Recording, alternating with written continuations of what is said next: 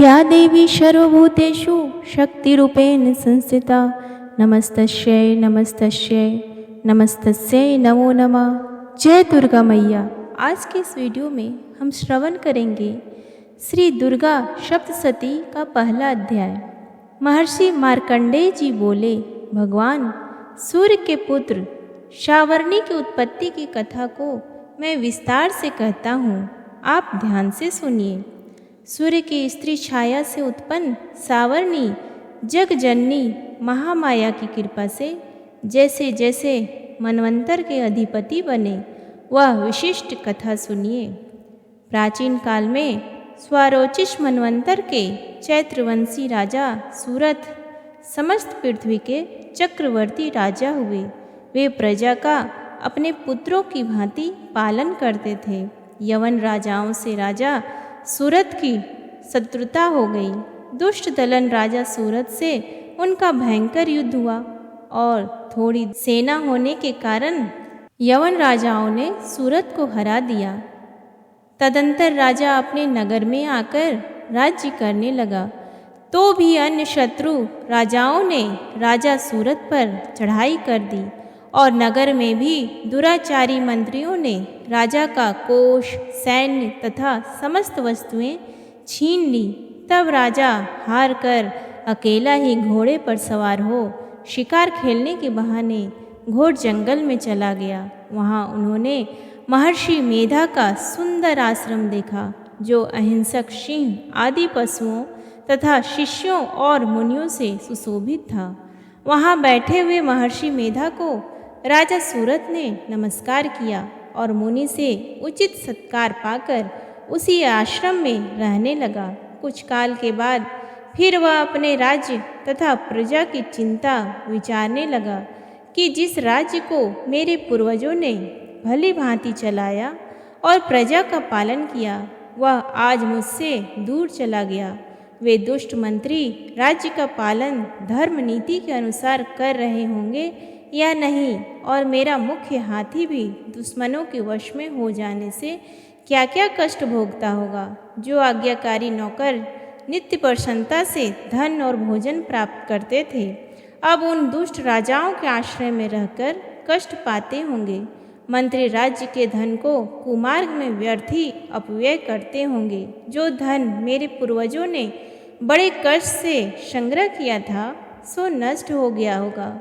इस प्रकार वह राजा राज्य की सभी बातों की चिंता करने लगा।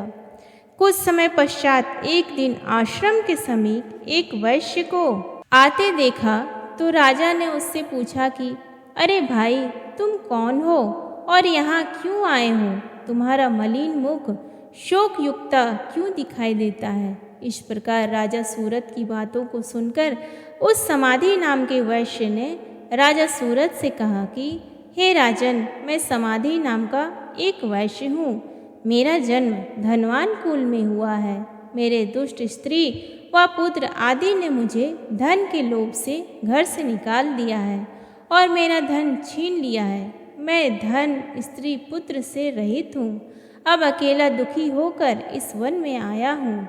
मुझे अपने स्त्री एवं बंधुओं का कुछ पता नहीं। मैं यहाँ रहने के कारण अपनी स्त्री, पुत्र तथा स्वजनों की परिस्थिति को नहीं जानता कि वे इस समय अपने स्थान पर सुखी हैं या दुखी। मैं यह भी नहीं जानता कि मेरे पुत्र सुखी हैं या दुखी। मैं यह भी नहीं जानता कि मेरे पुत्र सदाचारी हैं या व्यभिचारी। राजा बोला, जिन स्त्री पुत्र आदि ने तेरी धन संपत्ति को छीन लिया है, फिर उन्हीं के स्नेह में तेरा मन क्यों जाता है? वैश्य बोला, आपने मेरे विषय में जो बातें कही वे वास्तव में सत्य हैं, परंतु मैं क्या करूं? चित्त में कठोरता उत्पन्न नहीं होती। जिन पुत्रादि ने धन के लोभ में आकर मुझे घर से निकाल दिया है, मेरा चित्त फिर भी उन्हीं में आसक्त होता है। मैं क्या करूं? इन स्वजनों के निर्मोही होने पर भी मेरे मन में उनके प्रति प्रेम है।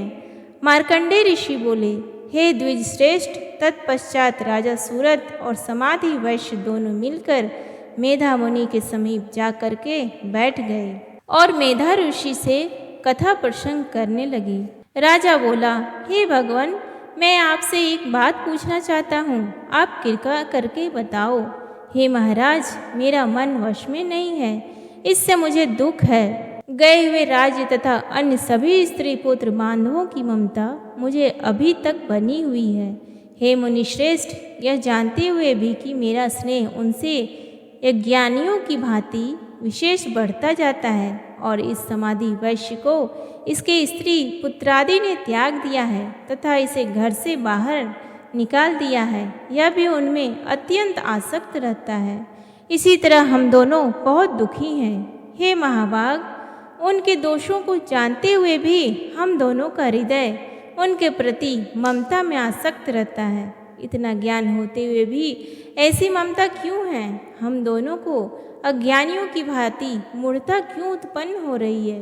महर्षि मेधा ने कहा, समस्त जंतुओं को जानने योग्य ज्ञान होता है। हे महाभाग, सभी प्राणी पृथक पृथक होते हैं। कोई दिन में नहीं देखते तो कोई रात्रि में नहीं देखते और कोई दिन रात्रि समान दृष्टि से देखते हैं। पुरुष ज्ञान युक्त है, यह सत्य है, इसमें संदेह नहीं। केवल इसमें ही नहीं, सभी पशु पक्षी मृगादि में भी मनुष्य की भांति ही ज्ञान होता है। यह स्थूल ज्ञान होता है। जैसे मनुष्यों में आहार आदि की इच्छा उत्पन्न होती है, वैसे ही पशु पक्षी आदि में आहार विहार निद्रा और मैथुन आदि की इच्छा उत्पन्न होती है।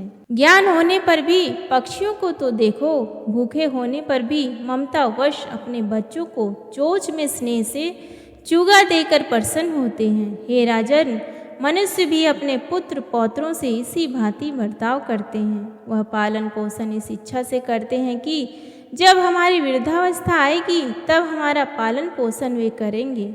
क्या तुम यह नहीं देखते कि पुत्रादि उनका भरण पोषण ना भी करे तो भी माता पिता तो करते ही हैं, क्योंकि विश्व की स्थिति को रखने वाली महामाया के प्रभाव से वे मोह के गड्ढे में डाल दिए गए हैं। इसमें कोई आश्चर्य नहीं है, क्योंकि यह भगवान विष्णु की योग निद्रा है जिससे संसार मोहित हो जाता है। यही भगवान की महामाया है।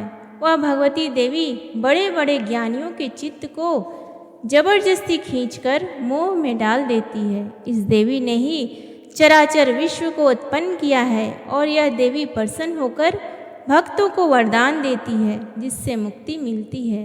वही मुक्ति की परम हेतु सनातनी ब्रह्म ज्ञान स्वरूपा विद्या है। राजा बोला, हे भगवान, आप जिसे महामाया कहते हैं वह कौन सी देवी है? वह देवी कैसे उत्पन्न हुई और उसका कार्य क्या है? उसका स्वभाव स्वरूप उत्पत्ति आदि के विषय में भी सुनना चाहता हूँ, सो आप सभी वृत्तांत मुझे सुनाइए। ऋषि ने कहा, वह देवी नित्य है और चराचर में व्याप्त है, तथापि उसकी उत्पत्ति अनेक भांति से है। उस कथा को तुम मुझसे सुनो।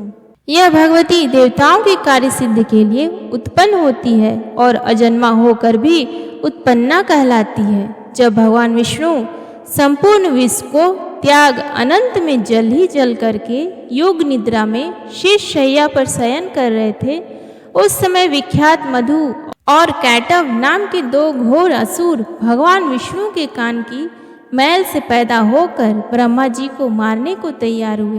ब्रह्मा जी विष्णु भगवान के नाभि कमल पर स्थित थे।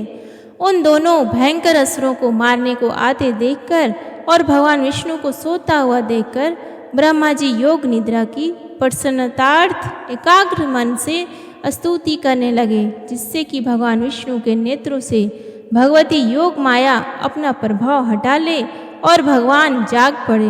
वह योग माया विश्वेश्वरी जगतात्मा स्थिति एवं संहार करने वाली भगवान विष्णु की अतुल तेज वाली निद्रा स्वरूपा अनुपम शक्ति है। ब्रह्मा जी बोले, हे महामाये, तुम स्वाहा देवताओं को पालने वाली हो, तुम स्वधा पितरेश्वरों का पोषण करने वाली हो, तुम ही वषटकार स्वर इंद्र को यज्ञ का हिस्सा पहुँचाने वाली हो, अमृत भी तुम ही हो, अक्षरों में स्वर तुम ही हो तथा नित्य आदि मात्रा तुम ही हो। हे देवी, तुम ही संध्या सावित्री और संसार की जननी हो, और हे मातेश्वरी, विश्व को उत्पन्न पालन और संहार करने वाली आप ही हो। आप ही महाविद्या महादेवी महासुरी हो। आप ही समस्त चराचर के तीनों गुणों सत्व रज तम को उत्पन्न करने वाली प्रकृति हो। आप ही काल रात्रि हो। आप खड्ग शूल घोर गदा चक्र शंख धनुष बाण भुषुंडी परिग आदि अस्त्र शस्त्रों को धारण करने वाली हो। हे देवी, आप ही सौम्यता हो तथा संसार में आप ही अति सुंदर हो। पर तथा अपनों में श्रेष्ठ आप ही परमेश्वरी हो, जो इस विश्व की रचना और पालन संहार करते हैं। उन भगवान विष्णु को आपने अपनी निद्रा के वश में कर लिया है। फिर भला बताइए कि कौन आपकी प्रार्थना करने में समर्थ है, जबकि अपने भगवान विष्णु ईशान शंकर तथा मुझसे यह शरीर ग्रहण कर लिया है। आप तो अपने प्रभाव से स्वयं प्रकाशित हो। मधु और कैटव नाम के इन महादुष्टों को आप मोह लीजिए और विश्वपति भगवान विष्णु को जगाइए। इन दोनों महाअसुरों का संहार करने के लिए भगवान को बुद्धि दीजिए। ऋषि बोले, इस प्रकार जब ब्रह्मा जी ने मधु और कैटव असुरों के संहार के लिए तथा भगवान विष्णु को जगाने के लिए तामसी देवी की प्रार्थना की, तो उसी समय भगवान विष्णु के नयन, मुख, नाक, भुजा, हृदय और वक्षस्थल से निकलकर अव्यक्त योग माया उपस्थित हो गई और योग निद्रा से भगवान जाग गए। तदंतर भगवान विष्णु ने उन पराक्रमी वीर्यवान मधु और कैटव असुरों को देखा, जिनकी ब्रह्मा जी को खाने के लिए आंखें लाल हो रही थी। तब भगवान विष्णु ने शेष शैया से उठकर उन असुरों से 5000 वर्ष तक बाहु युद्ध किया। अति बलशाली महाउन्मत्त दोनों असुरों को महामाया ने मोहित कर रखा था। अतः दुष्टों ने भगवान से कहा कि आप हमसे वरदान मांगो। भगवान ने कहा, यदि तुम मुझ पर प्रसन्न हो तो मेरे हाथों तुम्हारी मृत्यु हो। मैं तो केवल यही वर चाहता हूँ। ऋषि ने कहा, इस भांति जब भगवान ने उनसे यह वरदान ले लिया तो वे भगवान से कहने लगे कि हमें सर्वत्र जल ही जल दिखाई देता है, इसलिए हे भगवान, हमारा वध उस स्थान पर कीजिए जिस जगह पर पानी ना हो। ऋषि मेधा ने कहा। तब भगवान विष्णु ने शंख चक्र और गदा धारण किए और उनसे तथास्तु कहा और दोनों के सिर अपनी जांघों पर रखकर चक्र से काट दिए। इस प्रकार यह महामाया देवी श्री ब्रह्मा जी की प्रार्थना करने पर स्वयं उत्पन्न हुई है। हे राजन, मैं अब इसके प्रभाव को बताता हूँ, आप ध्यान से सुनो। इस प्रकार दुर्गा सप्तशती पाठ पहला अध्याय समाप्त हुआ। प्रेम से बोलिए दुर्गा मैया की जय। धन्यवाद।